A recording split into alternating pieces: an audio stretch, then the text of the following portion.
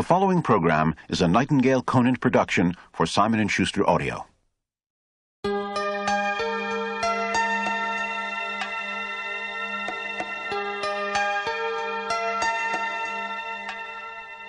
I have a very strong belief that everything that comes into your life is supposed to, and every condition of your life is part of the perfection of it, and that there's a blessing in all of it, and that there are no accidents, that it's a perfect, absolutely, totally perfect universe. And what Wayne Dyer says makes perfect sense. In You'll See It When You Believe It, you'll discover how to tap into the true power of your mind. Power that can make your life better than ever. Are you looking for something more from your work? In You'll See It When You Believe It, Wayne tells about a practical way we can truly find bliss in our everyday worlds. Are you looking for more successful relationships?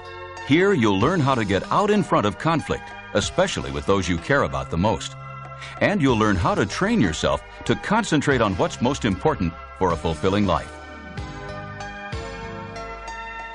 And we don't want to have our minds occupied, particularly with worry and anxiety and stressful kinds of things. So you have to learn how to focus your mind, how to get focused, and keep yourself from creating those kinds of thoughts that are always impinging on your consciousness. Wayne Dyer has been focused on personal development for years, and the leaders in the field have recognized his astounding knowledge. Wayne is the 1987 recipient of the Toastmasters Golden Gavel Award, and he's a well-known author, philosopher, and social commentator with a PhD in counseling psychology. You'll See It When You Believe It is based on Wayne's most recent book of the same title. This is his 7th book. His first, Your Erroneous Zones, was a runaway bestseller, with more than 30 million copies in print worldwide. In this program, you'll be Wayne's personal guest at warm, intimate studio recordings where he speaks with you one-on-one about life-changing philosophies. And you'll be in the audience to share in the joy of a live session with Wayne. One of the first steps in learning to see it when you believe it is to get out of old comfort zones, zones that may be holding us back from being all we can be. In this first segment, Wayne tells just how important it is to challenge our personal boundaries.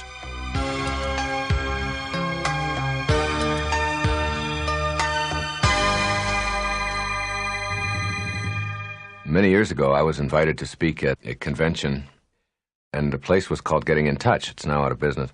And I really didn't know much about it, and I was taking most of the speeches that came along at that time. And my secretary arranged the whole thing, and I flew out to California, rented a car in San Francisco, and drove to a place way out in the woods. I mean, it took a couple of hours to get there. It was called Getting in Touch, and I had these directions. It was like, you turn left at this pine tree, and you turn right when you see this big clump of bushes. And I kept going and going, thinking, what am I getting myself into? And it was a weekend deal. I was going to speak Friday night, and then Saturday all day, and then Sunday morning. Well, I arrived there, and I checked in, and it was a beautiful place, but it turns out it was a place for people who were learning how to be masseurs and masseuses. I arrived for my Friday evening seminar, and maybe 75 or 80 people signed up for it. It was terrific. And I arrived and got myself all set, and I was going to be this Mr. Hotshot professional doctor and all of this stuff, and I was going to talk about your erroneous zones. And I looked out at my audience, and half of the people didn't have any clothes on. Well, I had written erroneous, and I thought maybe they thought I had written erogenous zones. They thought it was about the hot spots on the body, and I wanted to tell them this is about the soft spots in your head, really. So anyway, I talked, but while I was out there, that isn't the main point of it. There was a whole group of hot tubs out there, 13 or 14 of them, and they were all set at different temperatures.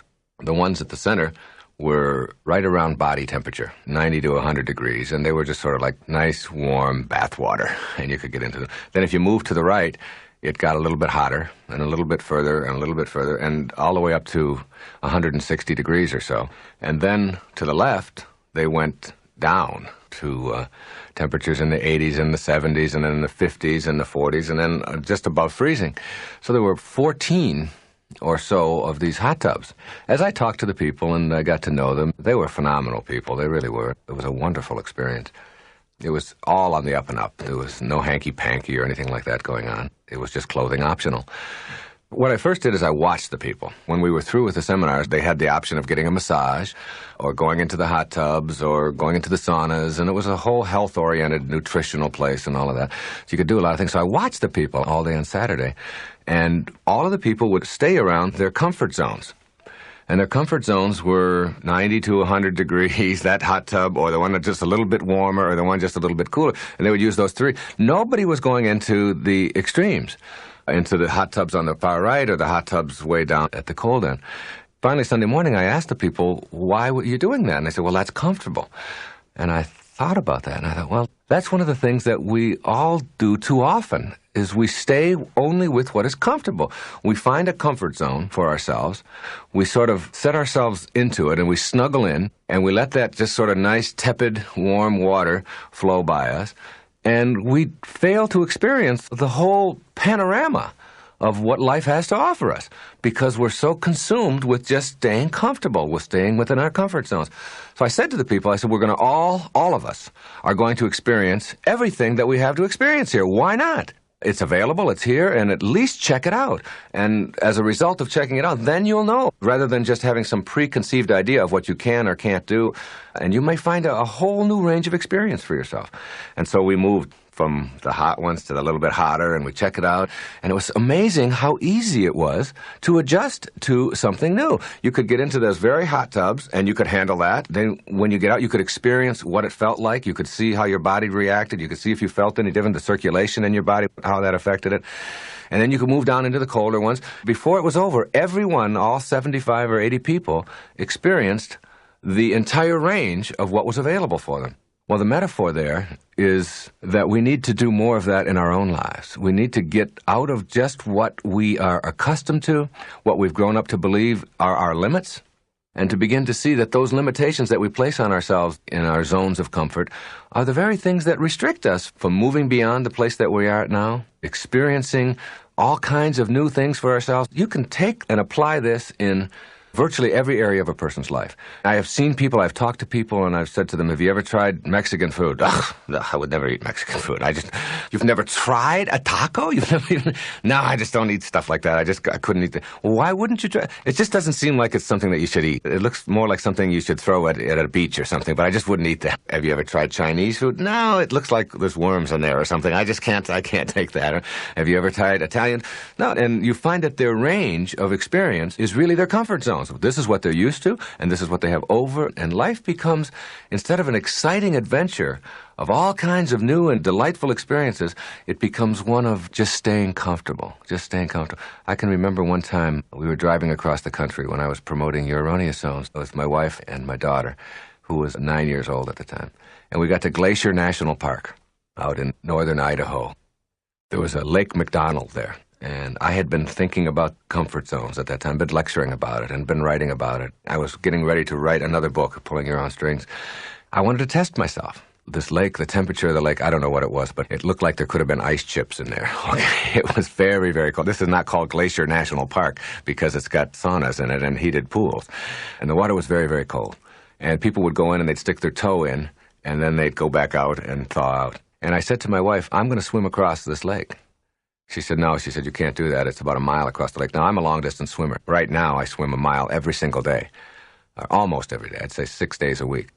So swimming a long distance isn't a problem for me, and I've been doing this for years and years.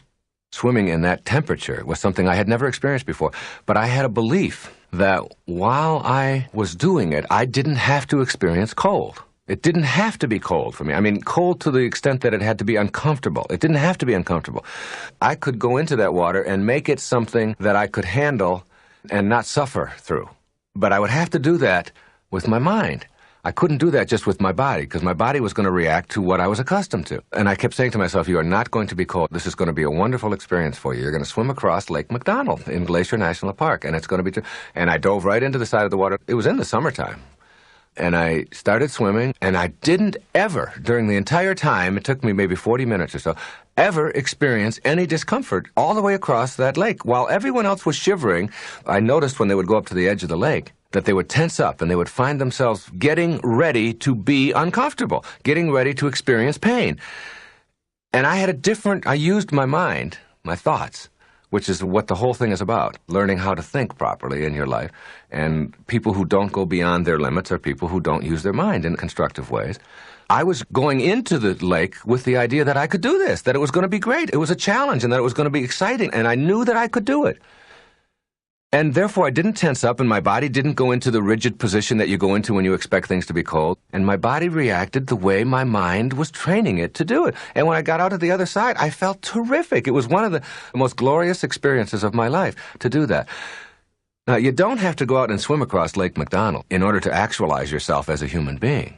But what you can do is begin to look at how is my life governed by the trappings of what I have been trained to experience in my life all up until now. What are my comfort zones?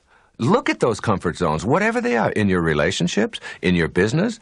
The whole world opens up to you when you get outside of any zone of comfort that you're in and push yourself a little bit more. The amazing thing about what you find is that it's not nearly as risky and dangerous and difficult as you think it is in the next hot tub.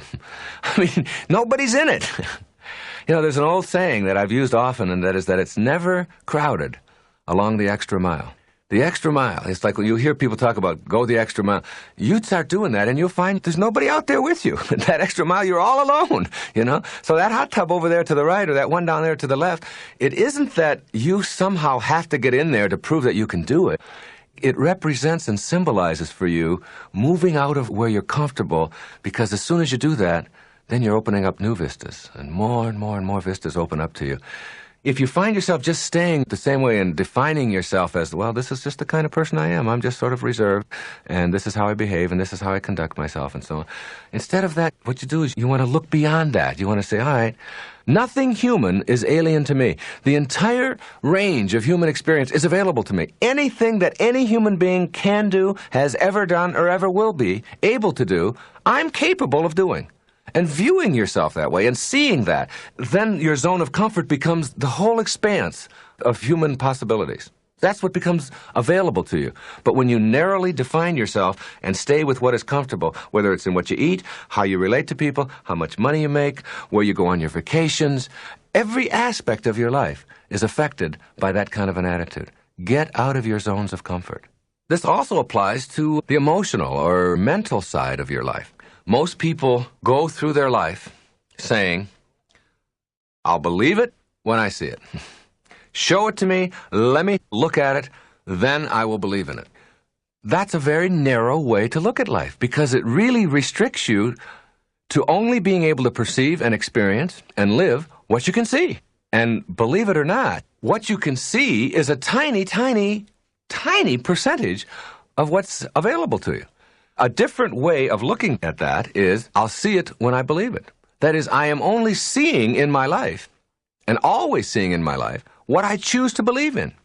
See, if you only will believe what you see, then how can you believe in thoughts? And why would you pay your electric bill? You know, I mean, if you can't see it, and nobody can see electricity, then you shouldn't be paying that. And you certainly can't believe that you have a mind, because you can't see your mind, you can't touch your mind, you can't feel it, you can't smell it. It's impervious to the senses. It's a higher part of you. But if you know that just because it's invisible, or just because it's not available to me through my senses, that doesn't mean that it doesn't exist, that it's all out there for me to experience, so that you'll begin to see miracles, for example, in your life. Wonderful, phenomenal miracles, more and more of which have cropped up in my life in recent years since I've shifted around my attitude about it. You begin to not only expect them, but you'll see them as a regular part of your life, because your consciousness has changed, because you've gotten out of that comfort zone of only looking at it with what they call your left brain, or with your analytical side, with the side that needs to carve it all up and make it organized and make it neat and make it real clear and easy for us. That's that sort of left brain. But the right brain, which is our intuitive side, which is the creative side, the side of our whole mind and thinking and personality, which is unlimited, which allows us to have an imagination, to be able to create within our own mind. That side is just as important. Both of those sides of us are very important. But if you only restrict yourself over here, you'll always continue to have very, very limited vision in your life. Because if you can't analyze it, if you can't put a formula on it, if you can't dissect it, if you can't insure it, if you can't put it away in a drawer someplace and get your hands on it, then it doesn't exist for you. And boy, does that take away a lot of the range of human experience.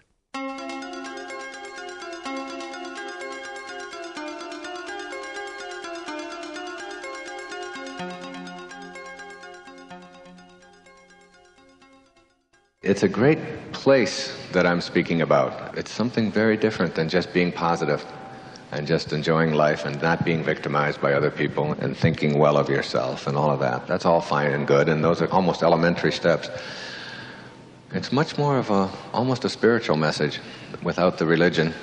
It works like knowing that somehow you, who you are, this individual that has shown up here tonight, is someone who is much grander and much greater, much more divine, much more perfect, much more fantastic than just this form that you've showed up in. That who you are is something behind that form, something that you only live with yourself, that you can never share with anyone else. And that when you get it, it's like, I live down in Boca Raton, Florida, with my wife and 6 children. And we have a swimming pool. There's a gate we had built so that the children, we have 4 children under the age of 6, and a little boy who will be a year old Sunday. And then I have 5 girls to go with that little boy. And at this swimming pool where we built this gate that goes out, you go out through the gate and you swim and all that, and you come back into the house. The gate has got a spring on it and it slams shut, and then the children can't open the gate again, obviously, so they can't go back out there and put their lives in jeopardy. Well, that's a metaphor for what has happened to me in my life in the last several years, in the last 4 or 5 years. It's like going through a gate, and there's no going back, and that gate is slammed shut behind me. And the things that used to be a part of my life, which are so much a part of so many people's lives and interfering with the quality of their lives, just aren't there for me anymore. I was in Redondo Beach, California, just the other day, and I was going to speak out there at a church in the evening to a large group. I had to rent a car, and I was driving through the town looking for the Palos Verdes Hotel where I was assigned to stay, but I didn't know how to get there. And I had an idea of where it was, but I wasn't sure. And you've all been in that position, a tourist in a beach town looking for your place. You know, I had my turn signal on, and I had it on for a block or so, and then realized that it's 2 more blocks up. I took it off and waited. And there was somebody behind me who was having a myocardial infarction over my behavior. I mean, he was just crazy, insane, angry. I could hear it. I am blasting on his horn and so on. And then I looked up into the mirror and I could see him pounding on the dashboard of his car in anger. It's like, how dare you? I'll put you. And I wanted to stop the car, you know, and get out and say, everything's going to be fine. This is all going to work out just right. Just, you know, I'm going to be turning in another few blocks, and you can go on. Your life's going to be fine. And I ask you, the people here tonight in this room, what do you think caused that? What do you think created that kind of reaction in this person, where a stranger in a rented car that even says rented car on the back of it could go to that level of hatred and anger over a simple behavior of another human being, and a very normal behavior at that? What do you think caused that? You think it was me that caused that in him? You think it was my car, my behavior, my driving? It's none of that, see? That's really the only message that I have, is that who you are is the result of how you choose to process your life and the world and how it's presented to you. And until you understand that nobody out there in this planet, in this universe, has the power, the control to make you be or think or act or behave or emote in any way other than the way that you choose. And that capacity for thinking, that capacity for thought, it's the thing that most of us think is the least important part of our consciousness. We don't pay that much attention to it. We pay attention to this, the packaging, the body, and we evaluate our life based upon what rules apply to the body. And the rules, or the laws, or whatever you want to call them, that apply to your body, to your form, are very, very different than the rules and laws, principles that apply to the other part of you, the invisible part of you, if you will. And tonight's talk is really about that part of you, which is where you live. There's a man named Bucky Fuller. I don't know how many of you have heard of Buckminster Fuller. Brilliant man. He died a couple of years ago in his 90s, who worked with me on the Hunger Project and our efforts to end world hunger around the globe. He was a mathematician and a philosopher. He's the inventor of the geodesic dome. Brilliant man. He almost committed suicide when he was 30 years old. He went right down to the act of actually buying a gun. At that worst part of his life, made a decision that he could do something with this. He could turn it around and benefit from it. And he made major, major contributions. One of the things he said to me once, he said, Wayne, never forget that who you are, the human being that you are, that 99% of who you are is invisible, untouchable, unsmellable, impervious to the senses. That this form that you live in represents only 1% of your humanity. And 99% of your humanity is something other than form, whatever it is. And hopefully when we leave here tonight, you'll have not only a grasp of that, but perhaps some methods and ways of really living that, of really understanding that. The concept of form is a key word and a key notion, and I want you to think about it a lot. F-O-R-M, form, and all the rules that apply to it. And I'll come back to it many, many times tonight. Until you can go beyond the boundaries of form, you can never awaken. You can never really live the life that you're capable of living and create the miracles that you're capable of creating until you absolutely, truly get a hold of that humanity behind your form. Whatever that may be, whatever it is, however you define it.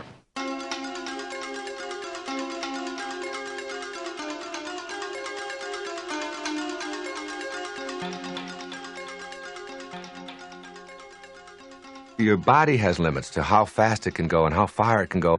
They're expansive and grand. They're much greater than you've ever thought they were. There are boundaries in form, but in thought, in that invisible world that I'm talking about, there are no boundaries except what you choose to think. You can think anything, and anything that you can think is here already in the dimension of thought. It's already here. And once you begin to see that world and begin to see that that's really who you are, you're not just this form that you occupy, but you're something much grander, much more divine, much more phenomenal than that, your ability to think. Then you start saying, well, and I'm in a relationship with another person, and that person does that too. I'm going to stop relating to the people in my life, just my form to their form. I'm going to start getting behind their form, to that divine intelligence that's there. What are they thinking? And how can I have a no-limit relationship with everybody in my life? Instead of relating to the place where there are limits, their bodies, their forms, their performance level, I'm going to relate to what's in back of that. What kind of attitudes do they have? How do they think? I'm going to look at that side of them. That's what Mother Teresa talks about in the streets of Calcutta.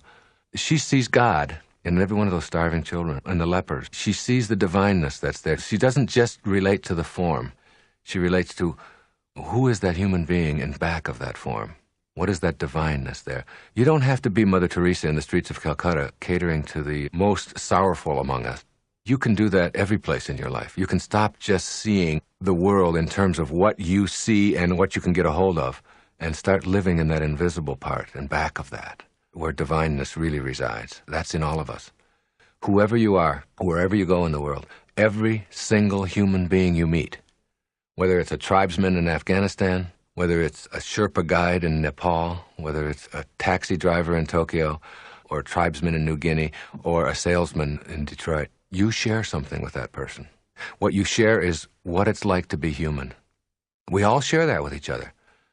And you know, and they know, what it's like to hurt inside, what it's like to feel lonely, what it's like to experience pain or to experience exhilaration or happiness. We all, as human beings, and those are all thoughts, those all come from thought, we share thought together with all human beings. And if we remembered that, if we tuned into that part of people, whether we're running a business or a family or whatever, if we started relating to people there instead of just to their form, and when you see an angry person or you see a happy person, what you're looking at is what created that? And what kind of thoughts do they have? And relate to their thought, relate to the divineness in them, whoever they are. The whole world would be better, and so would your business. It's understanding that no one is any better than anybody else in God's eyes. See, it doesn't matter what you call that universal intelligence. The name doesn't matter. It's just as good a word as any in God's eyes, and that universal intelligence that's permeating all form. All of the rest of it is just trappings. It doesn't really matter. When it gets right down to it, we all share humanity with each other. We're all part of the being called human being, each one of us.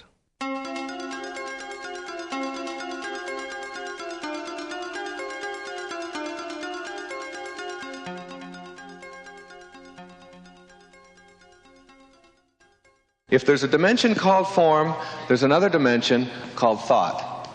I call it thought. You can call it anything you want to. In philosophy, they call it the astral dimension. And the word disaster originates from this, to disassociate from the astral, or from this invisible dimension of you. And as long as you disassociate from this and live only here, you will have disasters in your life. Because you won't believe that somehow the part of you that thinks, that is thought, that creates thought, is essentially what your humanity is. And most folks don't get that. They think that this is it. I'm getting a haircut last week, or 2 weeks ago. Me. She charges me $25 for a haircut. Me.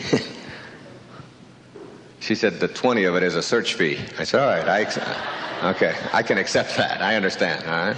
But even $5. I mean, you ever go to have somebody doing something and they don't have anything to do? You ever have a job where you got to do something, got to look busy, but you don't have anything to do, but you got to kill a half an hour? That's sort of what it is when I get a haircut. It's snip, snip, snip, snip, snip, snip, snip, snip, snip, snip, snip, snip, snip, and you look and nothing. There's nothing. Not a thing there, okay? And she's going on and on doing that, and suddenly she's got these clippers, these electric things, you know? And she's cutting, and all of a sudden she's got it in my ear. It's in my ear. I said, Deborah, what are you doing? You've got that electric thing in my ear, and it hurts. She said, oh, Wayne, you probably didn't know this, but when you get into your 40s and so on, she said, you start growing ear hairs, you know, and you got some ear hairs in there, so I'm cutting them out. I said, what the hell is going on with my form? You know, I got them falling out where I want them and growing. What do I want hair growing in my ear for? And in my nose, what do I need that for? I never had that before. But you got to know that this isn't who you are. And once you know that, then you just sort of stand back and watch it do whatever it's got to do.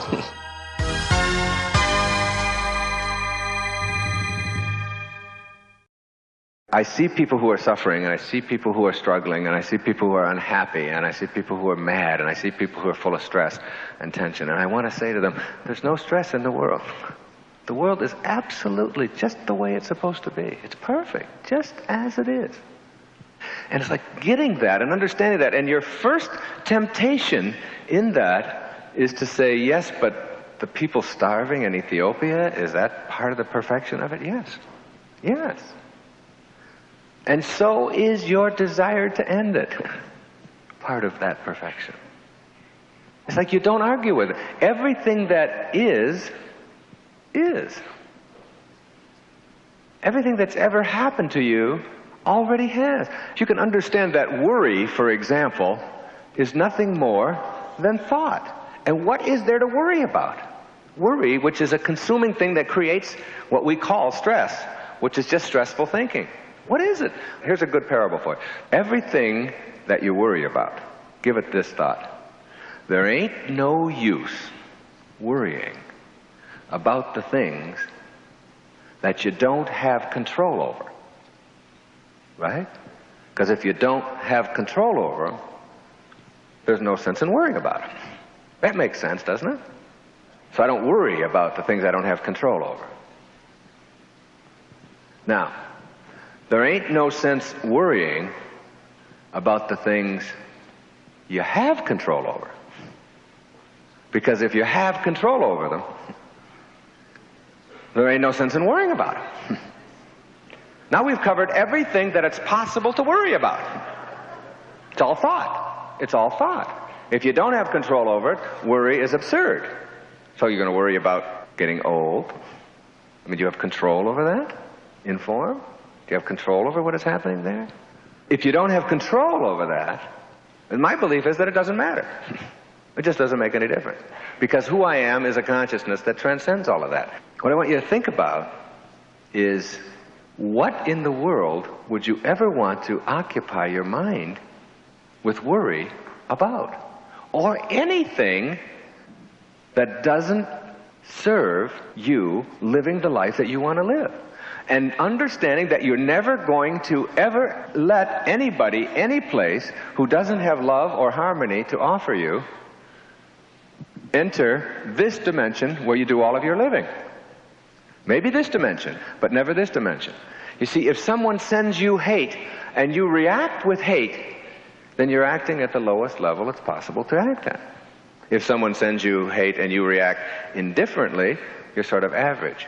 But if someone sends you hate or anger and you react with love, because that's what's inside and that's all you have to give away, because that's how you choose to use that dimension that is in back of your form or suffusing your form, then that is what you will start expecting and seeing in your world. And it becomes a way of living where you are able to go beyond. Think of the prefix in the English language that means to soar above, to go beyond, to go past. And you come up with the prefix trans, to go beyond, to soar above. And think of the suffix that means the result or the experience of. If you don't know that, it's T-I-O-N with an article, A. Shun, T-I-O-N, the result or the experience of. You have a new word there on the board. Transformation. The result or the experience of going beyond your form. Leaving the boundaries that confine you here and only allowing what you want into that other dimension. And you know something? In this dimension of thought, or astral, or beyond, which is invisible, you can have all of your relationships in your life. You can meet people there where there are no limitations. You can meet every stranger that you ever meet in that dimension, no matter what they're sending out to you. Once you understand that thought, that what you think about expands. Now get this. It expands. So if you think about what is missing in your life, then that's what's going to expand. I was a therapist for many, many years up in New York and Long Island. And people would come to me and they would want to talk about their problems for an hour every week. And in the process of talking to me about their problem, they always talked about what was wrong. About how their husband was behaving this way, about how their children weren't doing what they wanted them to, about they didn't have enough money, and about the illness, and their mother was this way, and it was like their whole consciousness all the time was on what was missing, what was wrong, what was negative, what was unpleasant. That's what occupied this territory that I can't define, that is invisible in their lives. Now you have to understand that when you do that, that is going to expand in your life. And there's a reason for that. There's a very important reason for that. Because what you think about expands into action, into form. It's just a matter of bringing it from here to here. And you choose what comes into here. You create all of this. Because thought starts with you. You are the creator of thought. And therefore you are the creator of life. And you are the very creator of what your form is going to experience. As the Sufis used to say, if you don't have a temple in your heart, you'll never find your heart in a temple. It's having it in your heart, and that comes from thought. So what you think about is profoundly important in your life. Emerson said, you become what you think about all day long. Christ said, as you think, so shall ye be.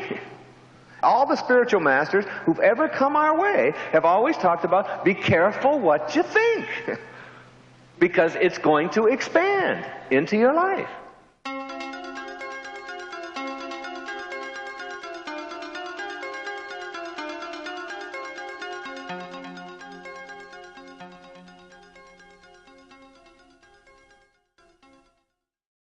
I'm just beginning to understand that what we think about is much more powerful than I'd ever given consideration to before in my life. And I'm beginning to get evidence for it. I'm beginning to see it as I look back on things. When I was a little boy, we had a Admiral television set in 1951. I was 11 years old. We were one of the few people in the neighborhood to have this little TV. I used to stay up late at night and watch The Tonight Show with Steve Allen on it. And I had this thought, and it was a very powerful thought. And the thought was that I would be on The Tonight Show. I just knew it. And I used to tell my brothers what I was going to talk about when I would be on The Tonight Show. I was only 11 or 12 years old. They were 13 and 15. And they'd say, oh, yeah, sure, you're always dreaming. You've always got... Well, I'd still stay up at night, and everybody else would go off to sleep. I'd be watching the show. I'd watch it every single night, all of his funny routines that he did and all the characters on it and everything. And I could see myself. I could picture myself sitting on the panel there and having him interview me or having him be there with me and all of that. That passed, and many, many things like that, though, in my life that I thought about. Well, the irony of ironies is that 1976, 25 years later, I'm the author of a book that is at the top of the bestseller list around the world, The Erroneous Zones. I'm invited to do The Tonight Show, and Shecky Greene is the host that night. It was the very first time I ever did the show, out of 34 or 35 times. I was so excited. It was like a dream come true that I was going to be on The Tonight Show. I'd already done several other big shows and all of that. This was really something big. There was a bank of phones outside the green room where you get dressed for the show. I decided to call my wife and family back home and tell them that I was going to be on, and Shecky Greene was going to be the host and so on. I went over to the phone, I picked up the phone, I called my wife and I was talking to her, and then on the phone next to me, in this bank of phones, Steve Allen. Steve Allen is standing there talking on the phone to his wife. And I take the phone receiver out of my hand and telling my wife, I said, you're not going to believe this, but Steve Allen is standing here right next to me. And I take the phone out and reach it over so that she can hear his voice, and he's talking to his wife, and he's looking at me like, who is this crazy guy? Well, it turns out that the very first guest on the show that night was Steve Allen.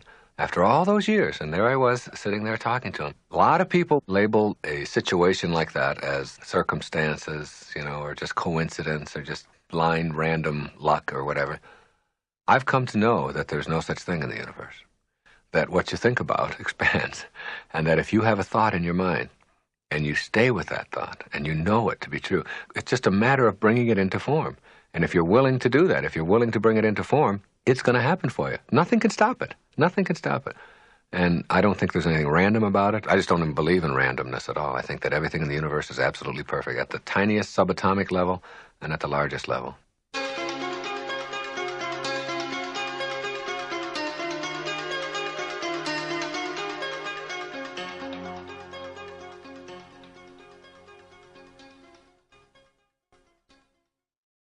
I get on the elevator, and I'm on the 17th floor. I have an office on the 17th floor.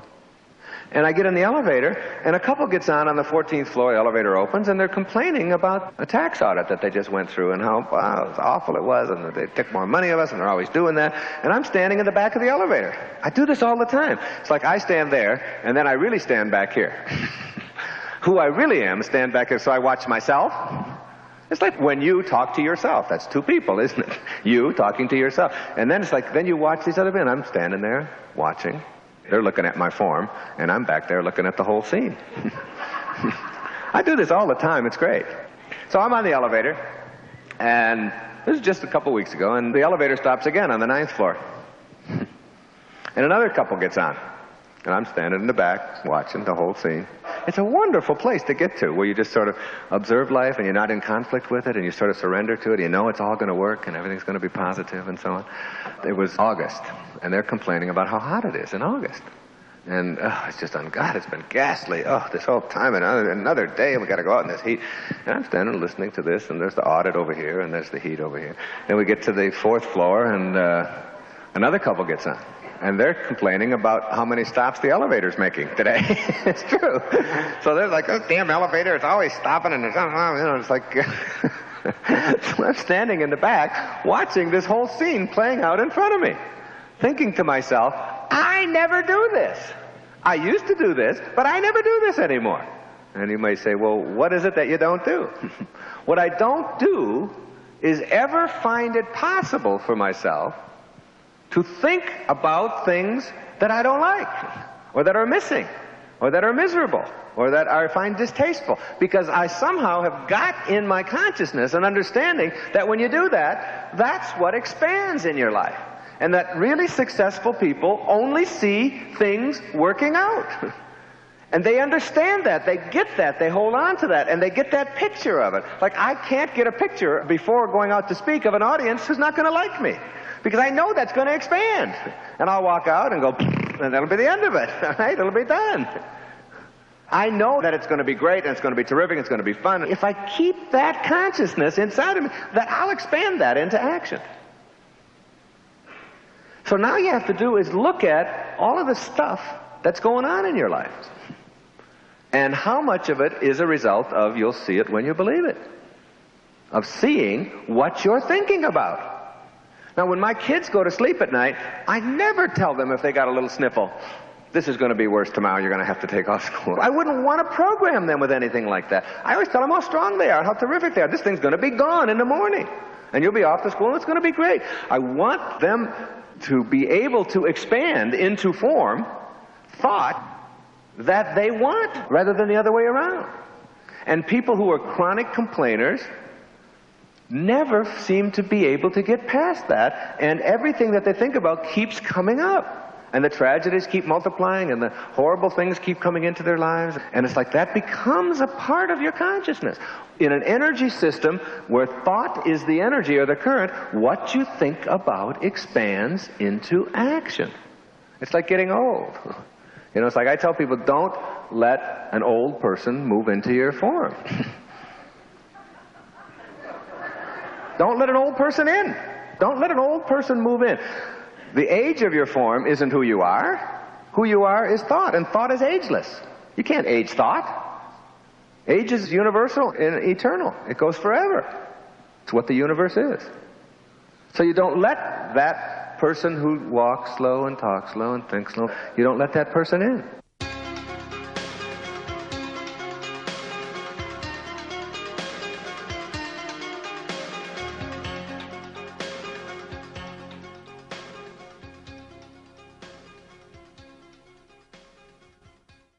In reading the literature of the East, particularly, in preparation for my book, you'll see it when you believe it, I would find that over and over, I would see references to this thing called the observer. The observer. And one particular group of people would have written about it, and then it would show up in Buddhism, and it would show up in Hinduism, and it would show up in practice of Zen and in Kundalini. And it just kept showing up, this observer, the observer. And I wasn't quite sure what it was, what it meant. And then I began to realize that it's something I've done all my life, only they were just putting it into words.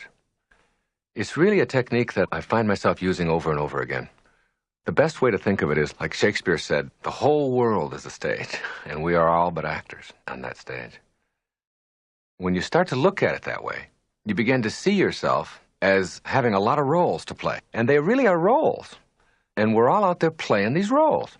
Now, it doesn't mean that I'm not authentic at all. I'm not talking about authenticity. Each one of these things are very real, but they are still roles that we're playing.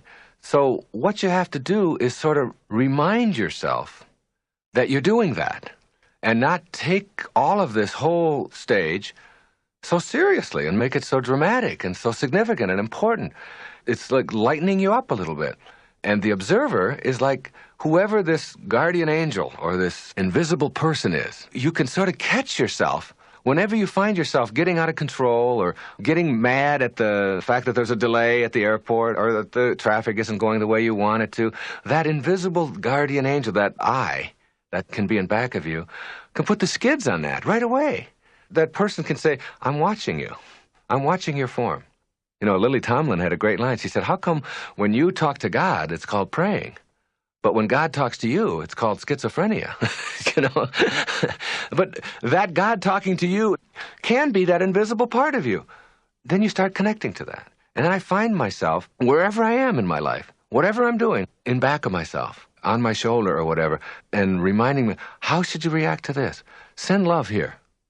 On an airplane not too long ago, there was a little lady about 4'10", and she had gotten on the plane first, and she got about halfway down the aisle, and she couldn't get her stuff She had a handbag and so she couldn't reach the upper bin. She was standing on the seat and all this, and I was right behind her. All of the people in back of me were all grumbling about this lady and how rude she was being and how terrible and how can you behave this way? And if you're going to take so long, then you should have got on last. It's like their observer was telling them to act nasty or they weren't paying attention to that. And I was saying, what can I do here? Where there was a time when I would have thought, get out of the way, lady. Come on, I got to get to my seat. And you're holding up everybody and all. I didn't do that. I stopped. I said, here, I'm 6'1". I can do this for you. And I put that up and I did this. And I said, here, have a nice day. And I had a book with me and I signed it and I gave it to her. And she was happy. And that was the observer. In order to make this technique work for you, and all of us have that capacity to do it, as I've just illustrated, what you have to do is first become aware of what you're doing to yourself. That if you're into that hurry up, type A, got to get there fast, everything has got to get done yesterday kind of mentality, then there's still something that is making you do that. It may be very instantaneous, or what some people would call subconscious, which I don't like to call it that, because if it's below your consciousness, then you're not aware of it anyway, so, why call it that? And that's just a cop-out. It's an instantaneous reaction through a lot of training to how you have to live your life. So what you do is you catch yourself in the moments like I just described on the airplane, or in any moment when you find yourself reacting in a way that you know isn't good for you, it isn't working for you, it isn't healthy. As soon as you see that, you don't need a doctor to tell you that worrying a lot about a lot of things is going to create an ulcer for you. It's going to make you feel tight inside. Your body reacts to thoughts. And the thought of, I've got to get there fast, and I've got to get around this traffic, and it shouldn't be this way, and I've got to get that done, gives you cramps. You notice that your pulse rate is going much faster, or you're twitching, or you're sweating. Those are all signals to you. Don't do that. I mean, you don't have to go to a physician and go to therapy to find that out. Stop doing that. Look in the mirror if you're all flushed and bloated and sick, or gulping down antacids, whatever it is, in order for you to get through your days. You know that isn't working for you, that your life isn't. So get an observer and get that observer to catch you and say, wait a minute, I'm your buddy. That's who I am. I'm with you.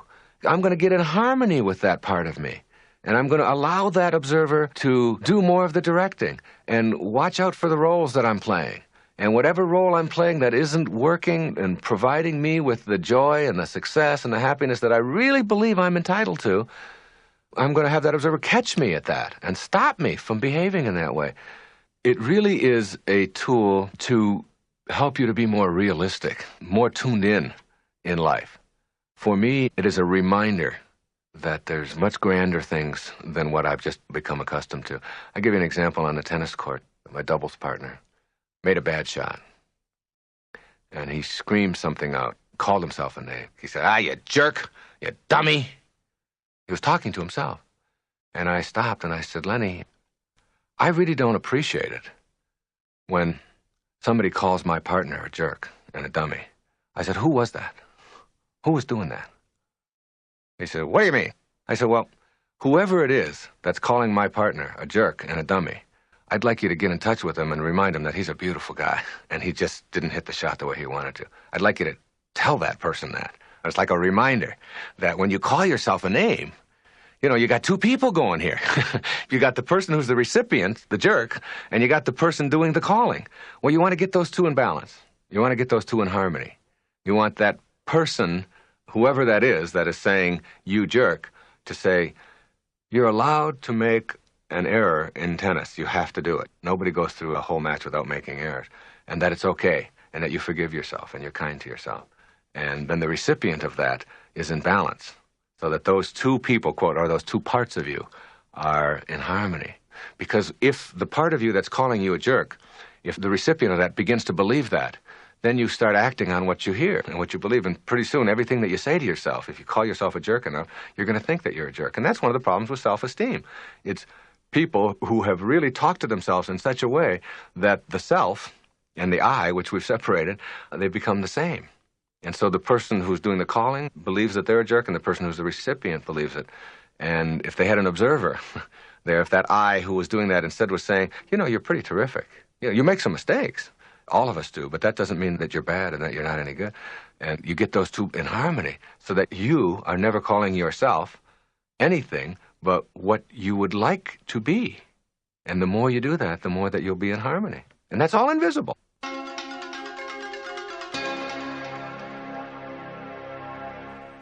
I tell people, supposing you went to sleep and you had a dream, and in your dream you had, all these different characters, and you had all of this money, and you had everything that you wanted in your dream.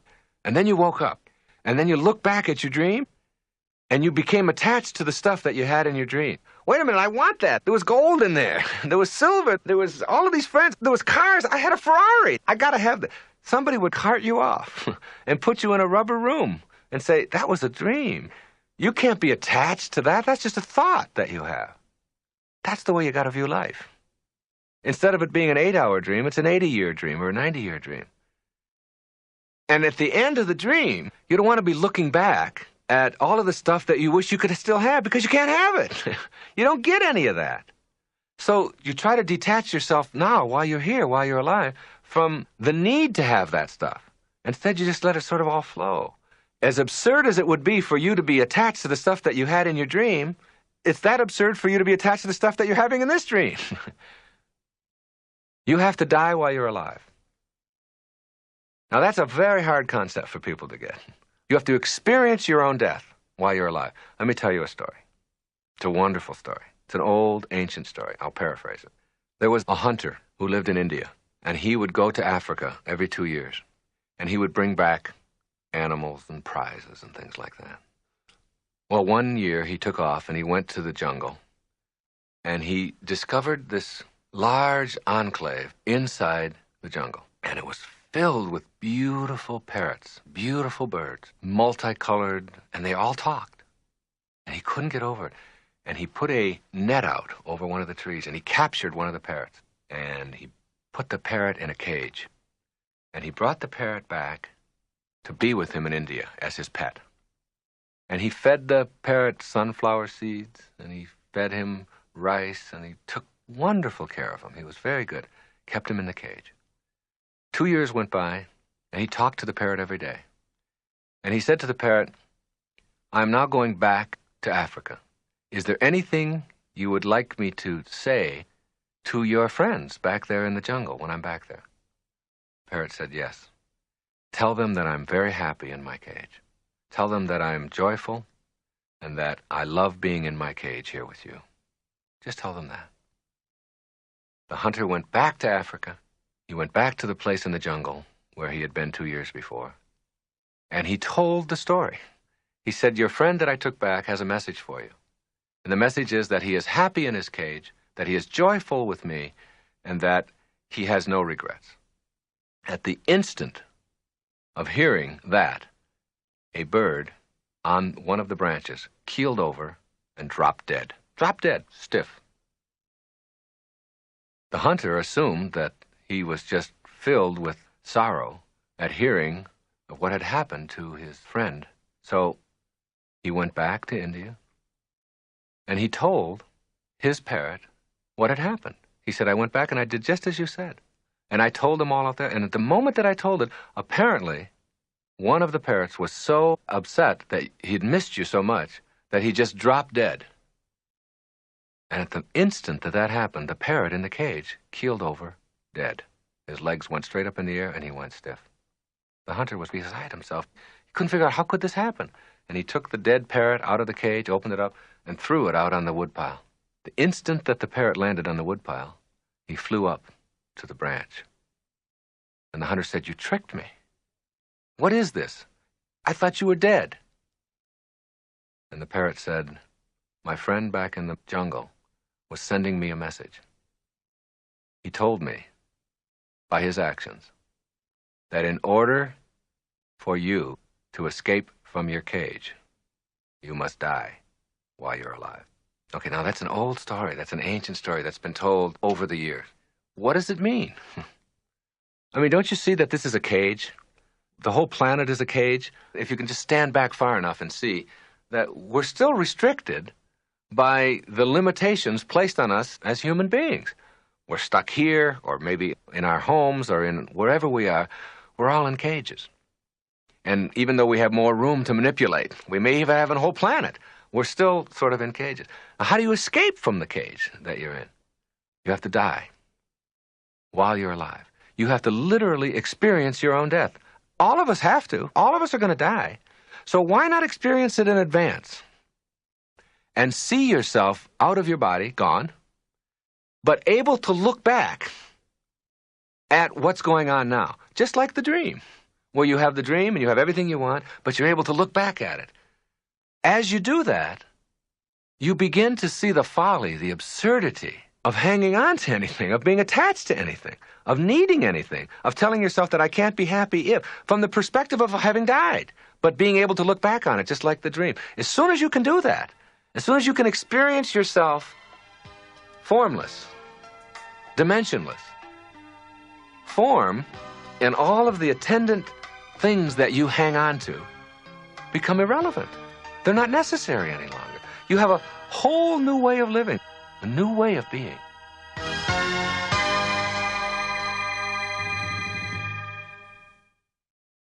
I have a very strong belief that everything that comes into your life is supposed to, and every condition of your life is part of the perfection of it, and that there's a blessing in all of it, and that there are no accidents, that it's a perfect, absolutely, totally perfect universe. Everybody that you meet for a reason. Everybody you're sitting next to, you're there for a reason. You can either take advantage of it or not. You have choices to make throughout it all. At the same moment, there's an opportunity in it, and I never look back with anything but gratitude for all that was handed to me, because I learned firsthand as a very young boy how to be self-reliant, how to take responsibility for myself, how not to blame other people for it, and to find something positive in it, and always did. So that little old lady who's driving in front of you at 20 miles an hour with the 1976 Cadillac, cream-colored, you all see her, she's everywhere. She's got blue hair, and she can hardly see over the steering wheel. And she signed an oath that she will drive aimlessly around, testing your ability to deal effectively with her. She's like a test. She's like a gift from God to test. And it's like once you stop being mad at her for being who she is and what she's about, when you stop the anger and the bitterness at who she is and understand that she's exactly where she's supposed to be. And she's there to teach you a very important lesson. Slow down. You have to. Relax. Don't give her control over the divine part of you. The intelligence in back of that is suffusing your form, invisible as it is. It's still there, and it's yours. It's really what constitutes your entire humanity. Don't give it away.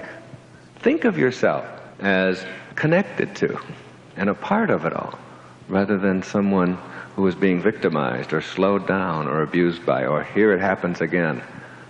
It's all part of the perfection of it all. That's a very nice, enlightening place to get to. It really slows you down. And it doesn't take away your ability to make choices. It takes away your wanting the world to be as you think it should be instead of as it is. That's what defines neurotic. That's what neurotic really means. To be wanting the world to be as you are rather than as it is. And for you to process it exactly the way it is. And if you see everybody as a teacher, then you ask yourself, what do I have to learn here? And it's like in that second that you're just about to be angry and go around and maybe even have a head-on collision or whatever, or maybe nothing, but still in a hurry, maybe at that moment that person is there. That person is there to teach you to slow down a little bit. They used to say to scientists, are you a scientist? And the scientist would say yes. And they'd say, well, do you believe in spirituality? Do you believe in God? And they'd say, no, I'm a scientist. Now, today, in the 1990s, you ask a scientist, do you believe in God? And they say, of course, I'm a scientist. Science is beginning to prove what metaphysics has been saying for centuries. That when you study life at the tiniest subatomic level, the tiniest level, that all of the particles seem to be on purpose and they're all interconnected in some mysterious way, and they're all sort of controlled by some force outside, some mystical thing, and they're all on purpose, and there's nothing random about any of it. That's all the new literature is coming out. There's nothing random, nothing happenstance in the universe. I find that so intriguing. If every subatomic particle is on purpose, and we're made out of those, then why not us? And when I see all of those people coming out of like when I was on Wall Street one day in New York, and I don't know if you've ever been there, at 5 o'clock, you go to Wall Street, and you watch thousands, millions of people. They're coming from underneath the ground. And they look like all these ants. Like an anthill. There's just millions of people coming out from underneath the ground on all these little openings on all the streets and the subways. And they're all going someplace, or they're all going down into the ground, at 5 o'clock.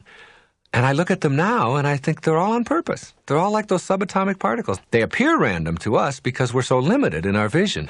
We tend to view everything from the limited perspective of our form. When you know that they're all on purpose, it stops you. You see that little old lady driving slow, you say, well, she's doing just exactly what she's supposed to be doing. She's right where she belongs. And you stop judging it and analyzing it.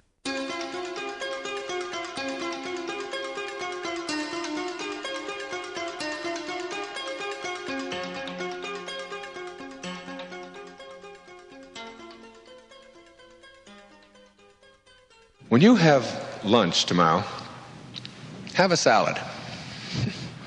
And when you have your salad, take that piece of lettuce and put it in your mouth and chew it up. And as you chew it up, notice that something happens in your mouth. Something called salivation. Saliva enters your mouth. Do you get up in the morning and say to yourself, oh, God, here we go again. I have to salivate again today. I'm so tired of this. Why me? Why every day? Salivate, salivate, salivate. It's all, if I could just have... You don't do that, do you? Salivation, not salvation, salivation is a principle that you are born into. And it works independent of your opinion about it. It doesn't care. When you start chewing up the lettuce, you have to swallow the lettuce, don't you? You don't say to yourself, I got to get the lettuce from here down to here. Does it ever go up? Do you ever go, and it's up here someplace? Never. There's a principle within you, this you that you are here, called peristalsis, which makes the muscles go down. There's a muscle movement that makes it go down rather than up. First I got to salivate, now I got to peristalse. Ugh, this is so depressing. You don't do that. Peristalsis is a principle that the I that is we, called you, is born into. And then you have to distribute that lettuce, mulch, throughout your entire system. You got to get some of it to your liver, and some of it's got to go to your armpit, some of it's got to go to your heart, some of it's got to go to your eye. You don't concern yourself with whether it's going to all go to the right, but miraculously, perfectly, somehow, the lettuce gets converted to the right nutrients all over your body. A principle, cardiovascular pulmonation. How many are sitting there right now beating their hearts? You got to do it 14,000 times every day. Are you doing that? Do you worry about that? Do you concern yourself? No. Your heartbeat is a principle that you were born into. If you can accept that and know that there are principles operating within you that allow you to function perfectly because you've surrendered to them, you don't think about them, is it so difficult to grasp that there are also principles in this larger body called humanity, of which you are a part as well? Because at the same moment that you are a single heartbeat in the body called humanity, you are also one beating heart.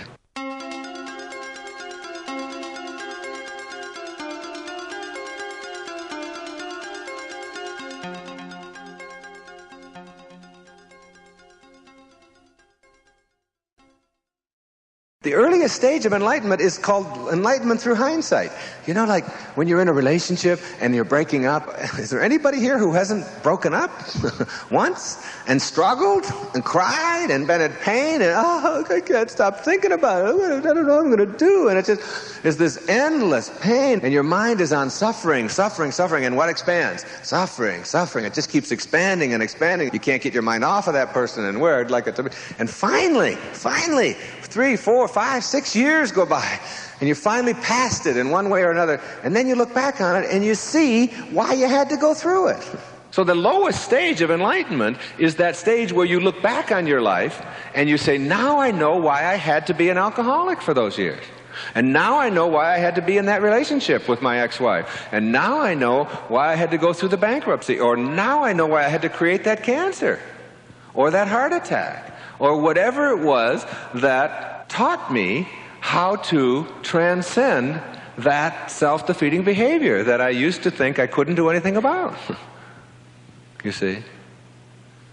The second stage of enlightenment is when things like this are happening to you. You know there's a blessing in it. There's an opportunity in it while it's happening.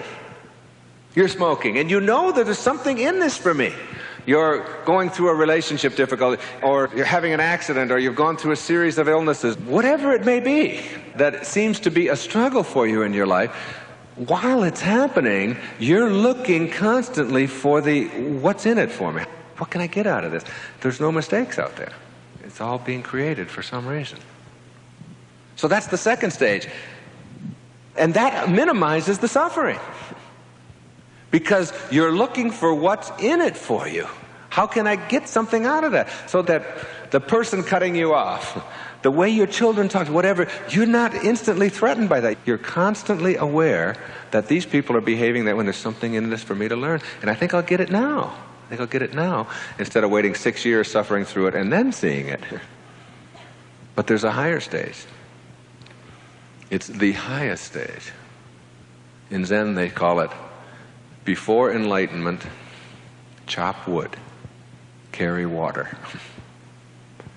After enlightenment, chop wood, carry water. It's the same. The only difference is that you're doing it from a totally new perspective of thought.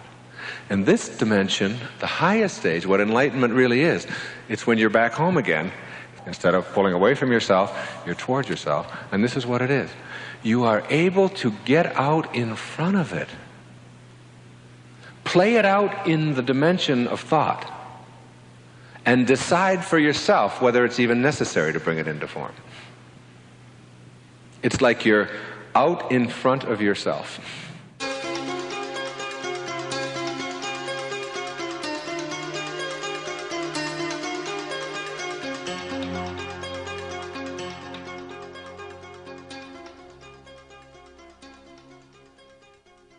You're in a relationship. My wife will say something to me. And I know that if I respond in a certain way, if I say this, then she's going to say that. And it's like, then she's going to say that, then I'm going to say that, and I can play that all out in thought. I'm out in front of this already, okay? This was at one time a guaranteed, absolute blowout. Anger over nothing, fear perhaps of intimacy, who knows, whatever. But it was guaranteed to be angry and PO'd for 2 or 3 days. Her and me. Maybe no talking, maybe storming out, maybe any number of things that people do over silly things to avoid being intimate, usually. So I play that all out. And I don't have to go there. I don't have to do that any longer. I don't have to make her wrong, which is a great step. I don't have to make me right, an even higher step. There's no right or wrong in it. And I play the whole thing out. And as I play the whole thing out, I decide I don't have to bring this into form. I got out in front of it.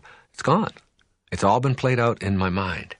You use your mind to not bring into form, into your life, into action, that which you know is going to take you down a place that's backward.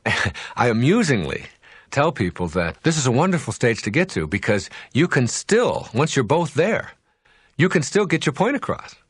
I was in the shower and I was thinking about this. I was in the shower. It's one of those showers that has a handle that you turn a certain way. Now, my wife is about a foot shorter than I am, so she turns the handle a certain way, and the water will go on her the way she likes it, and then she leaves the shower. Then I go in the shower, and I turn the shower on, and my kneecaps are getting a shower, okay? So now I have to reach up, and I have to adjust the whole thing. So it's like a little game.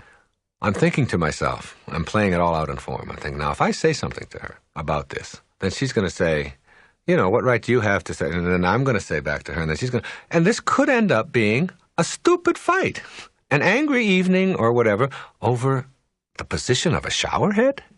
So I don't do that. I play it all out in form, I move the shower, and I have my shower.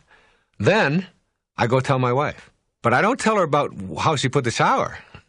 I tell her, you know, I am so advanced. I am so enlightened. This is so great. Getting on this path is so great. And the fact that you're on it, too. Like, we don't even have to ever fight anymore about these dumb things. She said, what are you talking about?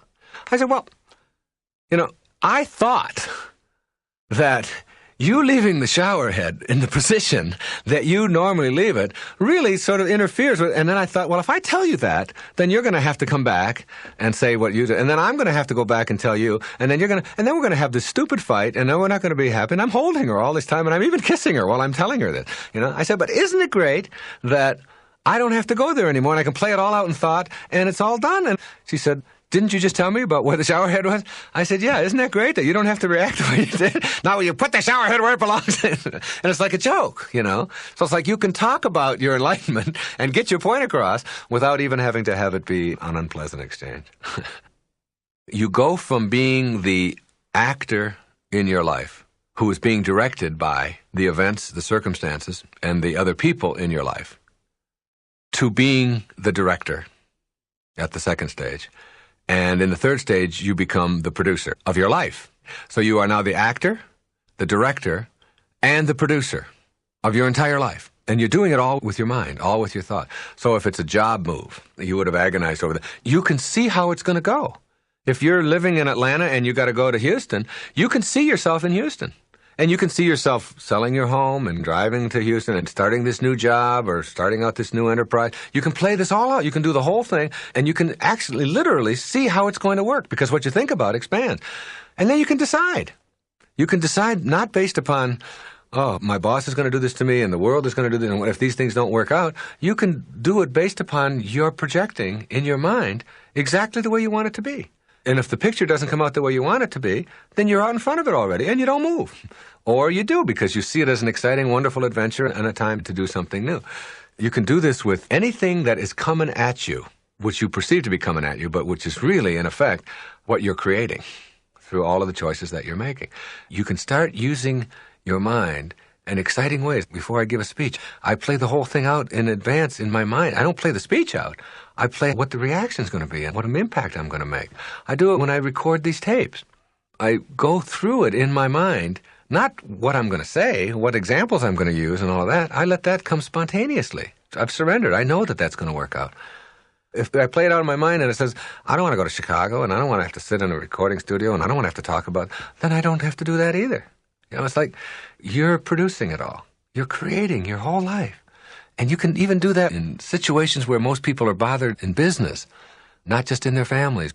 You begin to see how if you react in a certain way towards your superior or towards somebody that works for you or your coworker or whatever, you begin to know that if I act this way or say this or do this, that that's going to set them off or that they're going to, you know, and I don't have to go there anymore. I don't have to be a participant in their dream of being set off. So I don't go there anymore. And instead of behaving this A, B, C, and D, I've already done that in my mind, and I've seen the result. I don't want my form to have to follow that anymore. I'm in front of it. It's like you're producing your life through your mind. I think we show up here with a mission. We have tasks, we have lessons, we have things that we have to do while we're here. And for some of us, that's a very short time. And for some, it's a very long time. And some people will have 30 years experience. And some people will have 1 year experience 30 times. Two different approaches. Endlessly keep repeating the same thing over again, and others are growing. It's not the same for anybody.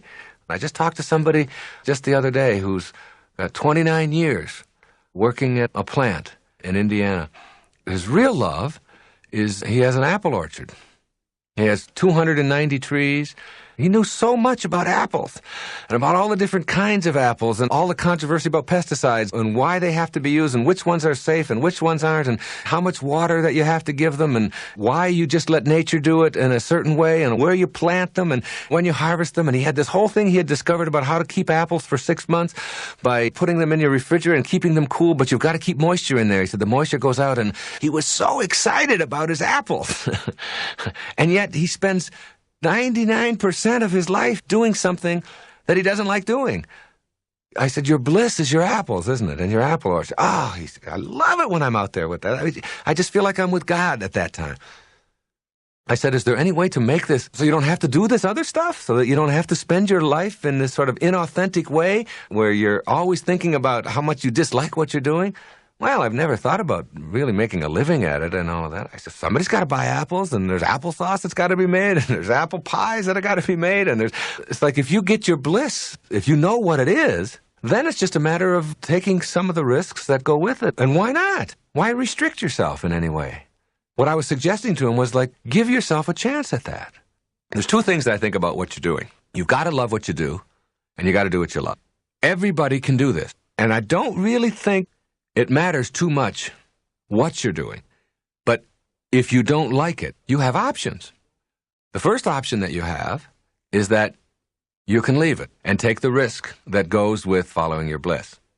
And I know what your question is already. How do I know what my bliss is? Now, I'll come to that. So, what you do know is what it isn't. We always know what it isn't. For sure. That's no problem. But you can leave what you're doing. That's number one. Or you can change around your thoughts, the 99% of who you are, about what it is that you're doing. You have that option. You can decide that if you just are not willing to take the risk, or you have to stay with this or whatever, that I can change my thoughts toward it. And I can make it as creative and do all kinds of things with it and say, all right, I'm only going to do this for 6 hours or 8 hours in a day, and then I'm going to get right out into my apple orchards. And this is sort of what this fellow was doing, was learning how to go into this assembly line job that he had and do it and not have such a negative, terrible attitude about it and have fun with it and make it blissful. So you can change. There's risks involved with all of that for some people. I think that the risks are much less than most of us realize. They're not really risks at all after a while. They're just like adventures and their excitement. And the people who really love you and support you in your life will support you trying new things. And you begin to find out that you can live with a lot less, and that as long as you have joy inside of you, telling yourself that you have to have a lot of stuff and a lot of accumulations and a lot of that in order to live happily is really a myth for most of us. But how do you find your bliss then? To come back to that question. The answer to that is you don't. You have to let your bliss find you. And your bliss can't find you. It sounds strange, but your bliss cannot find you. It's like your purpose. It cannot find you as long as you're filled up or clogged up with something else. Here's a wonderful story. There was an expert on Buddhism and Far Eastern religions, and he was a professor at a university. He had written 4 or 5 books on the subject, and he was really considered a true expert. But he had always wanted to meet a particular Zen saint who lived in India, up near Nepal. And so he traveled there with all of his books. He wanted to meet this particular Zen saint, a guru.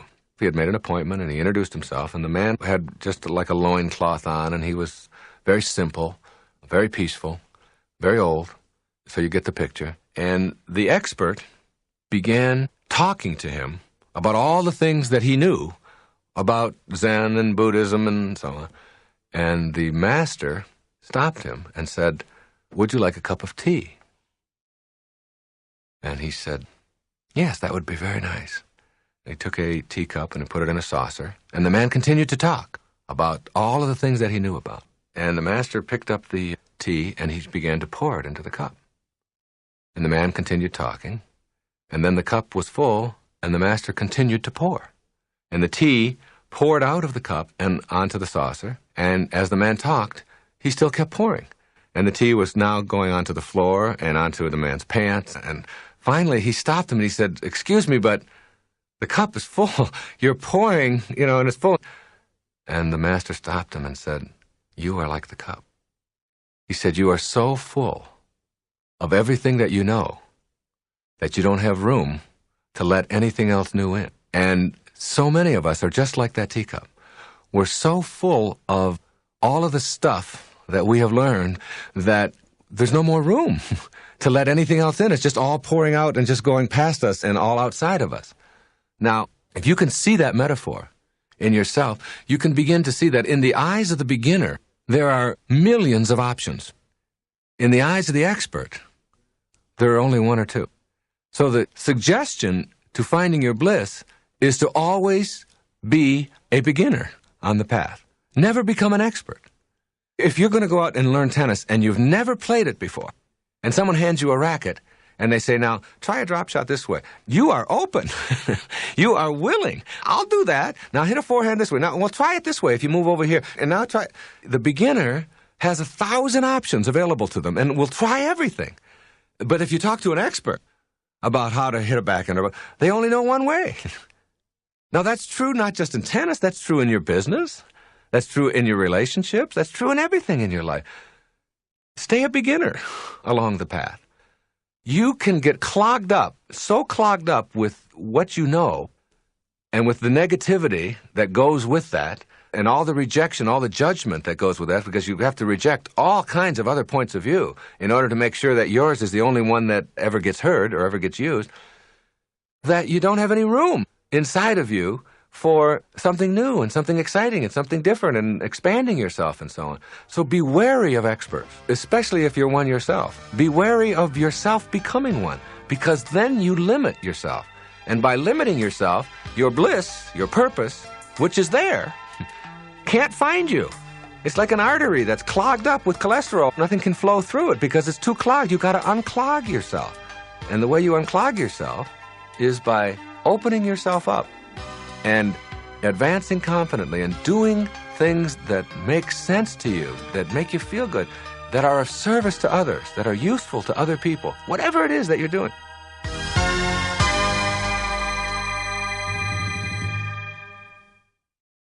The idea of having a quiet mind.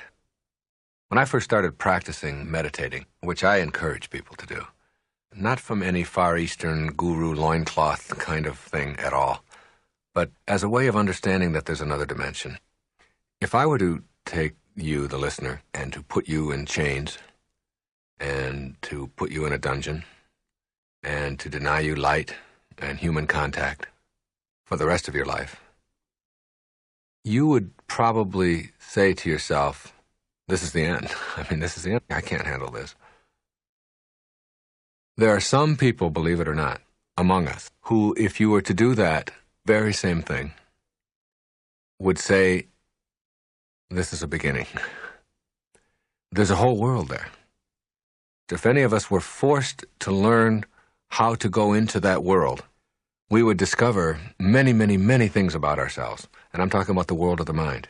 It's not an accident that all of the great spiritual masters have encouraged a kind of meditation of one kind or another, and that most advanced people, most awakened people, practice it on a regular basis. It's not an accident. You begin to discover how slimy your mind is. The thoughts that you have all the time, and how much disasterizing we do with our minds, and how much stuff that we occupy our minds with that is so unnecessary and so silly, so foolish, so destructive, that quieting our mind and meditating really go hand in hand.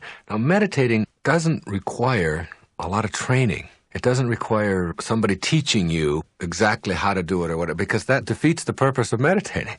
When you meditate, you really want to go in there and quiet your mind. And what you want to be able to do in your life is to have an open, but not a rampage going on inside of your mind, not 1,000 thoughts barraging it. And these thoughts that you have, these are yours. These are your creation. I used to tell people as a therapist, if you don't believe that you're in control of your thoughts, then I want you to tell me who is. Then I want you to find all those people who are in control of your thoughts and send them all to me. Then I will treat them, and you will get better, which is absurd. Obviously, you're not going to get better by treating somebody else. You are the creator of thought, which means that in some metaphysical way, you're the creator of your life. Thought originates with each one of us. But most of us have trained ourselves to believe that whatever we think just sort of happens, and thoughts just sort of, I call it the pop-in theory, you know? They just sort of pop in, and I can't help it. Boop, there's a thought, and it's just there. And I can't help it, it just happened. That isn't true when you train your mind. We spend so much of our energy training ourselves in all kinds of areas. We train ourselves in business. If we're going to get a new computer system, we go out and we spend millions of dollars in a company, and we train people how to work it. And if we want to become good at golf or swimming or tennis or backgammon or anything that you can think of, we know that we got to go out and we got to practice and we got to train ourselves. We train ourselves, and we ignore our mind, which is 99% of who we are. We just completely ignore it. Like there's no training available for our minds. And we can all do that. I've really learned how to do it myself. No one ever taught me. You know, when I used to teach at the university, I taught in Berlin for half a year. There was 70 students in the class. And I would have the first student introduce themselves and their name. Then I would have the second student introduce the person who was just introduced and himself. And each time I would repeat it. And I'd have the third student introduce the two that he had just introduced plus himself. And we do that for the whole class. By the time we got to the 70th student, they had to introduce everybody in the class by name, and I would then repeat each one of them. And I just had a very simple technique for doing that. It was just like concentrated effort on making my mind remember 70 people's names in an hour and a half. Now, I wasn't doing it to waste an hour and a half. This was a class on teaching people how to identify neurotic behavior in people. And it's like what I wanted to do was to teach them that they could do things with their minds, just like their patients do, that they never thought of, that they never even dreamt were possible for them. 2 weeks later, 3 weeks later, they would have like 80, 90% recall. And by the end of the 4th or 5th week, everybody knew everybody's name in the class, and they had all trained themselves. And most people go out there and they're introduced to somebody, they say, hello, my name is Wayne. They say, what would you say your name was? They can't remember one person's name in 1 minute. And they think that, oh, I have a poor memory. But it's because they don't train. Well, the mind can be trained, and meditating is a perfect way to do that. And there's a wonderful world in there, in your mind. Quieting your mind means that you're no longer susceptible to all of the external influences that are around you. I'm always amazed when I watch the U.S. Open tennis championships that are played in New York, right near LaGuardia, at how the players are able to continue playing with jets going on overhead. And yet, when I am really completely involved in a tennis match, I've had people where I've played, I've had jackhammers going next to me, and my opponent is going crazy. They have to go over there, and I tell them, I don't notice it. My concentration is on the ball. And I don't hear that lawnmower going off or the jackhammer going or the airplane going on overhead. We can train ourselves to do that. The people who are really good at any game or any activity that requires concentration know how to do that. Well, we all want to be able to be better at that, and we don't want to have our minds occupied, particularly with worry and anxiety and stressful kinds of things. So you have to learn how to focus your mind, how to get focused, and keep yourself from creating those kinds of thoughts that are always impinging on your consciousness. Miracles are available there. You talk about surrendering. I meditated for a long time. It's like there would be a light. I would have this light that I would create. And it's really interesting that you can create a light with your eyes closed in a dark room. So you don't really need your eyes to create light. You need your mind to create light. Your mind can create light. And all of us do it in our dreams. We can create a color in our dream without any light. So that our minds are capable of producing that, and our minds can create smells, and we can create sounds. We do all of that in our dream, and that's just a pure thought state. So what you want to do is get to that pure thought state. I use a technique that I just invented myself. It just worked for me. I close my eyes. I only have to do this for 10 or 15 minutes, and it's the equivalent of getting 8 hours of sleep, literally. And it's the most exhilarating, energy-producing, feeling like I can conquer anything, knowing that I can't be defeated attitude that just comes from peacefully quieting my mind. And if I'm giving a speech and I give a break, oftentimes I will just go back into a room and re-energize myself. And it's literally like getting a full night's sleep, only I'm more energized, because oftentimes you're groggy after sleeping for so long. And it's really just closing my eyes and creating like a pastel field. And my mind can create any color that I want, which is just so astounding. You think you need your eyes to create it, and you don't at all. And I create that field. In my mind, I put a barrier around that field, and I won't let anything into it. And any thought that tries to penetrate that barrier sort of bounces back. And it takes about 2 or 3 minutes to get yourself like totally relaxed. Now, I don't really believe that anybody can just not think at all. I think that's part of the trap. It's part of the human condition, that thinking always goes on. Even thinking about not thinking is still thinking. But you don't have extraneous thoughts. You get like single-minded. And this is wonderful, wonderful training for anyone. And so it's like as you do that and you just won't let a thought in and you won't let a thought in and you won't let a thought in, you become very, very, very relaxed. And then you can create whatever you want. I create a light. It's like a white light, a spotlight way off in the distance in my mind. And I approach it. I just keep coming closer and closer and closer to it with this pastel field, keeping any thoughts from bombarding it. It's amazing how at the beginning, when you first start this, how it's hard to go 5 seconds. 5 seconds without having some kind of thought impinging. Boom, all of a sudden you catch yourself doing that. Then you get to 10 seconds, you get to 30 seconds, and before long, you can do a couple of minutes. And as I move and move towards the light, for many years, I was afraid of the light. I would get close to it, and I knew that if I went into it, that something was going to happen that I didn't know. And so I'd always sort of approach it, and then I'd come back.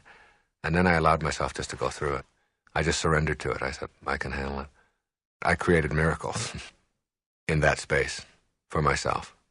And in the world that I came back to when I left the meditation as well. I do that on a regular basis.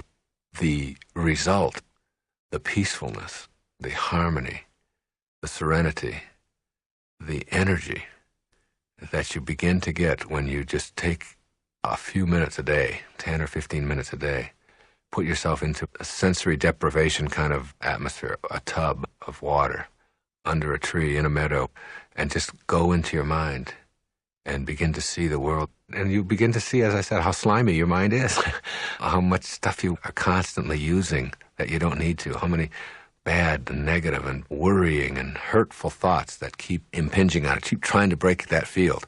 You let them bounce off, you let them bounce off, you let them bounce off. And before long, it's like you're only letting harmony in. This is what I believe any one of us can do. Any one of us can only let harmony in. We don't have to let anybody into our consciousness, because all they are is just thoughts anyway, unless they come there with harmony. Now that's like a commitment that you could make. That if you come with disharmony, discordance, anger, stress, tension, you only get to my form. You only get to the package. But unless you come with love, harmony, serenity, peace, whatever, you don't get to who I really am. You don't get there. Because I'm beyond the need to have conflict and confrontation occupying my soul. I just don't need that any longer. I'm gone through the gate. I'm past that. I've gone through the light. I look at that as no longer my need to prove that I can deal with it and handle it. That's gone.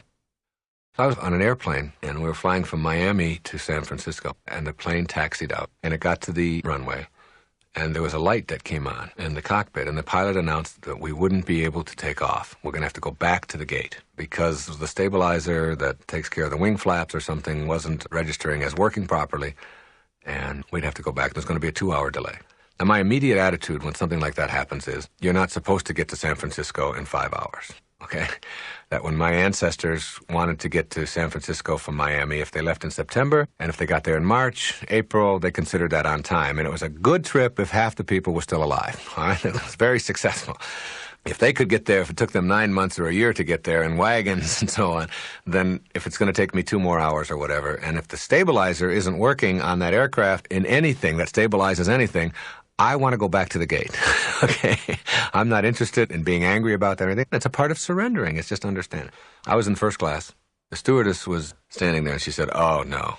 Oh, no. She knew who I was. I had been talking to her. She said, this is what I dread. I said, what's the matter? She said, there's 176 people on this plane. Every one of them is going to say something nasty to me when they get off the plane. They're going to blame me. They're going to blame the airline, and they're going to... I said, but you don't have to let that in. She said, what are you talking about? I said, well, you've got 2 packages, 2 suits that are protecting you from anybody coming to you with that disharmony. She said, what do you mean? I said, well, you got your uniform. I said, that's one package, and that's over the other package, which is your body, and then both of those are protecting or covering who you really are, which is how you choose to process all of this and how you choose to think and who you really are. I said, each person that comes up by you and says something negative or nasty, you can just let that only be a message to your uniform, to your package. That's not me, and you can remind yourself, they're not talking to me. They can't get to me with that stuff. They can't have that. I don't let anybody come to me unless they come with love or harmony to who I really am. So you can just say, well, I'm very sorry, and have a good... And it's like, and you say, well, they didn't get to me, and they didn't get to me. They're not reaching me with that. And sure enough, she stood there and she watched as 176 people got off, and I'd say 150 of them said something nasty to her on the way out. And each time she just sort of smiled and said, yes, well, it'll be 2 hours. And she gave them instructions on where to go. And when it was all done, she sat down next to me. She said, that was fantastic. It's the first time that we've ever had a circumstance like this where I didn't let it bother me. I said, you don't have to let that stuff into your life. And it's just like in the meditation in the field. When those thoughts start impinging on the field, the pastel that you have created, you don't have to let them in. They bounce. And the more you do that, the more you allow yourself the right to have only what you want to enter your consciousness. You just make that choice all the time. I do it all the time. When I'm driving, and if anybody gives me... I don't take any of that inside. I just say, oh, that's them, and that's how they're reacting to my form. But if somebody comes to me with love, with serenity, with peace, with joy, with ease, whatever, then you can have all of me. I will respond back with that. So you let in whatever you want. That's what meditating does for you. That's what a quiet mind does for you. It allows you to select what you allow into who you really are without having to be a slave to every single person who's out there and every single action that's out there that doesn't fit in with the way you want it to be. Having a quiet mind in a practical sense is really understanding that what I'm talking about is not just for discussion, it's for application. If you're the kind of person who has your mind filled with 10 different things that you have to do, and that is producing anxiety, stress, ulcers, colds, backaches, headaches, cramps, runny noses, all of the kinds of physical reactions and manifestations of that kind of thinking, then you have to look at how can you just get a blank mind, or how can you get a quiet mind? How can you just understand that, supposing you're thinking about, you got to get to work, you've got this report you got to get out, you got to get your taxes done, you got to stop and get some diapers on the way home. Now the kids need to have bananas, and they've got dance lessons I've got to get them to. An endless catalog of activities. By using your mind to do that, and to occupy it all the time, none of that is going to get done. See, all of that is going to get done. Regardless, if you're the kind of person who does those things, it's going to get done. The question is, how do you use your present moments? See, anytime you use up your present moment, or any time that you are thinking anxious thoughts, you're denying the present. You're using up the present moment. Instead of using it up in a productive, peaceful, serene, calm way, you are somehow believing that you can't get through this day or this moment any other way, that if I don't think about it and worry about it and be anxious about it. But the fact is, it's going to get done. Your taxes are going to get done. You're not going to jail. You're not the kind of person who's going to opt to just simply not do your taxes. You're going to get the diapers. You're going to get the report done. All of that you're going to get done. Otherwise, you wouldn't be in the position that you're in. You would be doing something else, all right? So if you know that it's going to get done, the question is, what's the most efficient and effective and peaceful way to get things done? I use the analogy often of when you're in a hurry, like when your body is in a hurry. That's when you're least effective. And that's when you always drop something. You'll drop the keys, and then you'll start sweating. And then when you start sweating, you find yourself getting more upset. You'll forget something. And you'll walk out the door, and you'll slam the door, and you left the key on the inside. Now you don't have a key. I've talked about when you take a shower. If you rush through a shower because you only have 5 minutes to take a shower, and you finish and you take your shower and then you dry yourself off, you didn't need to take a shower because you're already dirty again. I mean, you're already sweating. You can take the same 5 minutes and take a shower, if that's all you have, and you can do it peacefully. The same 5 minutes. You can push all of the other stuff out, and you can just relax. And if you've got 3 minutes, instead of rushing through it, you can just let the water pour. You can experience the water. You can wash your body. You can dry it all off. And when you finish, you're not sweating. And you had the same amount of time. The nervousness and all of that comes from the way that you decide to process. Now, in the physical world, you understand that if you hurry and rush and are filled with 1,000 different activities, that you have decreased your efficiency. Why isn't the same thing true in the mental world, in your mind?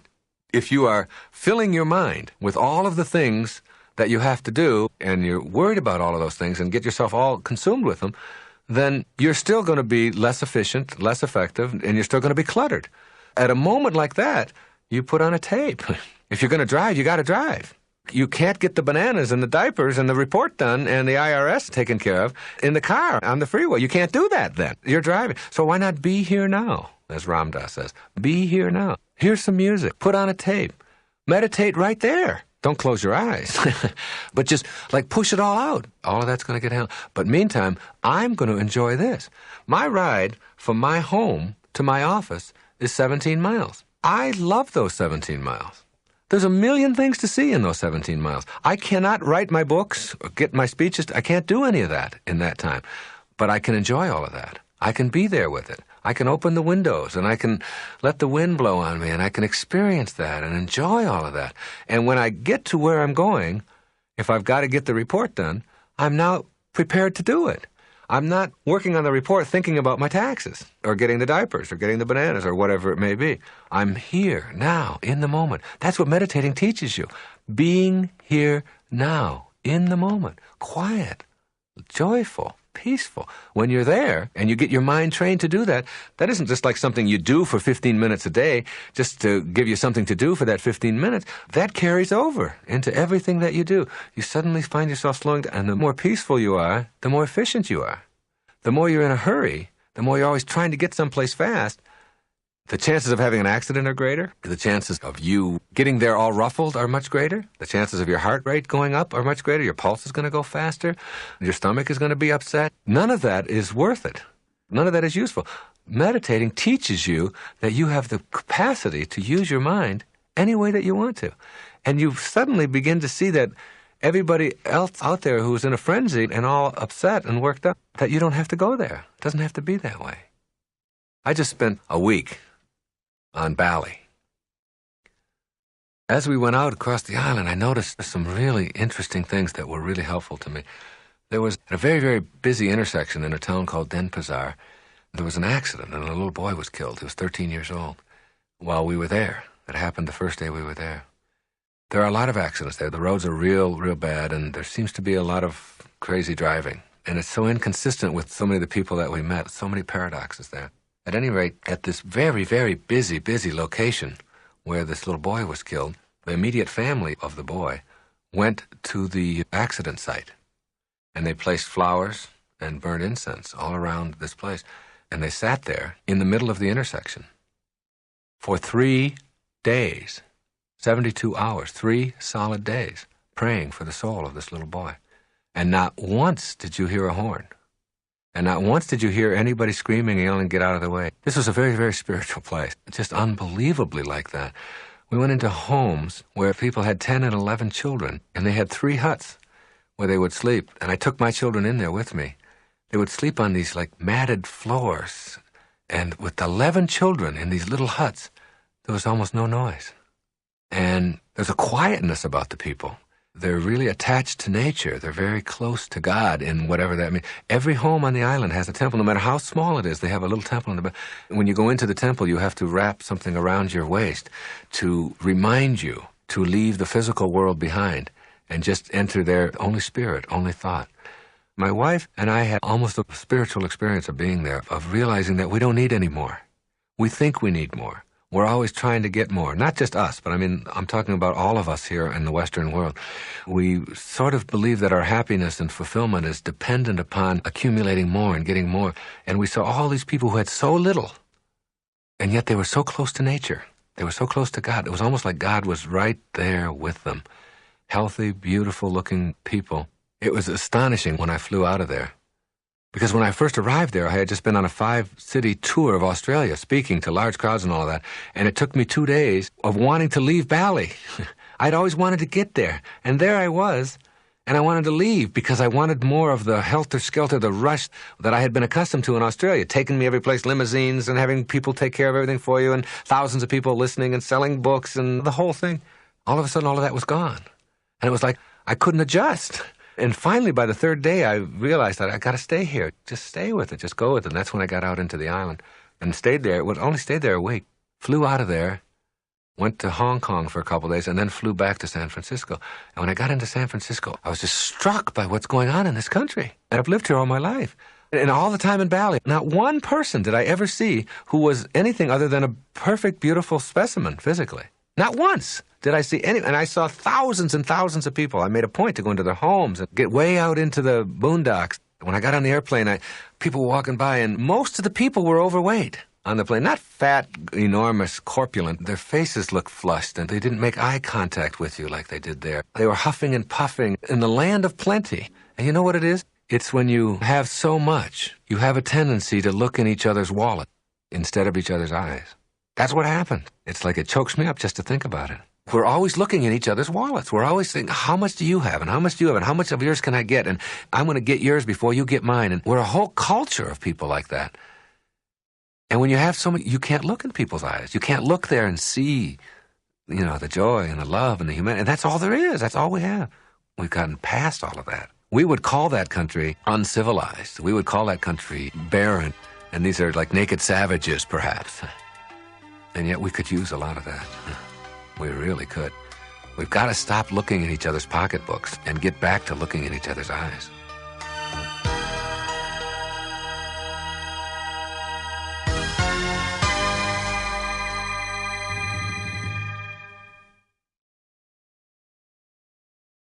This has been a Nightingale Conant production for Simon & Schuster Audio.